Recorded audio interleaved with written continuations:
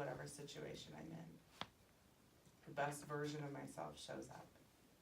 That doesn't mean I win. That doesn't mean I do well. That doesn't mean I don't have, good golly me, on Mother's Day, I'm sitting there in sacrament meeting, I'm being judgy, everybody does this, right? Like, I'm not enjoying what they're saying, this doesn't apply to most people. I can't even believe that technically as a therapist I would say that you shouldn't say that to mothers. They would, like, I'm doing that, I am not, okay. And then halfway through I'm like, you're being obnoxious. I hold up the mirror, right? Not somebody else, no one talk to me about this. I'm being obnoxious. Have I brought the best version of myself to this sacrament meeting? No. Maybe I could try and do that. And then I did.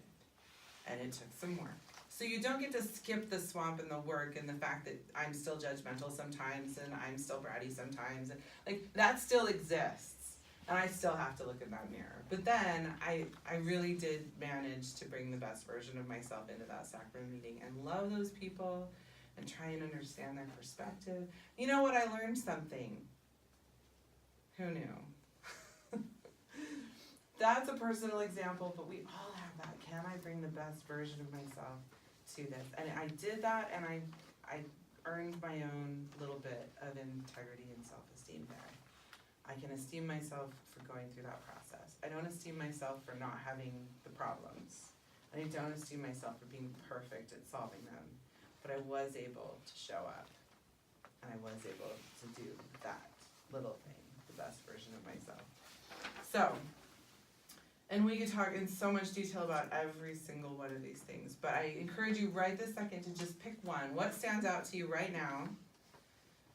We've all got at least one. And how can I work on whatever it is, the positive thing to work on to be able to address. So if here's one thing I'm going to end with. This is kind of gross and I'm sorry. How do wounds heal? How do wounds heal? So if I cut myself or I have a burn or a scrape, it scabs over, so there's a little like protection, and then wounds heal by growing the healthy skin. I do not heal wounds by like ripping out all the bad stuff. That is not how you heal anything, right? The good skin, the healthy skin grows, and eventually the wound goes away. Okay, and so that's what this is all about. Please do not focus here. This is just a flag signpost where you go, oh yeah, no, that's causing me a lot of problems in my life. I'm not able to be my authentic real self. I'm not able to bring my best version of me to things because I'm doing one of these things, or a lot of these things. Focus over here then, this is the key. Switch over to the other side and really work hard on this thing, this positive thing. Grow the healthy stuff. Use all of your best skills. So this is a little bit helpful moving forward. Yes? Sorry, maybe I'm a little slow. Can you give a specific example of going through the swamp? Well, for me, you take me in that sacrament meeting, it's such a small example, but for me, what really happened? So the recognition that it's you're holding in a up swamp? that mirror and being able to, we'll talk more about it next week, Oh, okay. but it's holding up that mirror and being able to really look, and I was jokingly saying I'm being really obnoxious, but there was a lot more of those like lightning bolt things happening in my head at that point, because I switched from judging someone else, that negativity just turned inward. Oh my goodness, I can't even believe what kind of a person sits in a sacrament meeting where I just told the Savior I wanted to follow him. What kind of a human being like that, and that raised voice and that condemnation, all of that happened first. I skimmed right over it when I told you about it. But for me, that's the swamp, is all of that, because I can get stuck there. And I can just shame myself. Turning the focus around is step one. It's hardly comfortable. and then having to face it, having to really stand up and say, yeah, that's me. I did that. All of us have moments with our kids where you turn that focus around and go, oh, I can't believe I did that. I can't believe I said that. And it's really easy to stand in the swamp and smite yourself with lightning bolts. And what kind of a human being would ever say that? Like, the tapes start in your head and they play over and over. And the courage is not to step back from that and just numb and say, okay, I'm not even gonna think about that. Or to go back into, you know what, actually I'm right. I was right about a few of those things. Like, they shouldn't be saying some of that stuff. Oh my goodness. Being right is no excuse. I needed to go forward.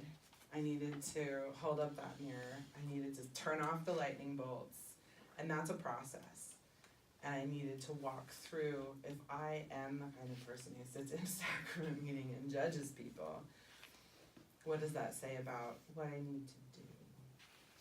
Because it was saying, what does that say about who I am? That's what shame is.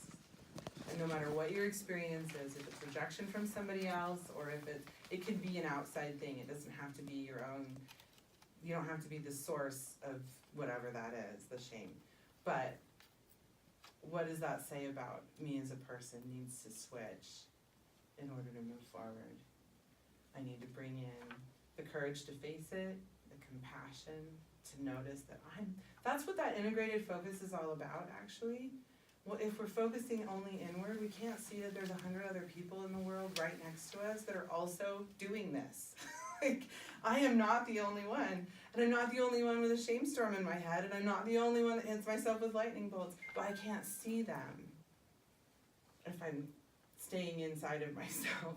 If I open up my focus and have that compassion for myself, that allows me to connect, and that connection and ability to see that other people struggle too is what moves me. What do I need to do? What does it say about what I need to do? And maybe what I need to do is just sit there and try and be loving for a few minutes until it's over, and that's it.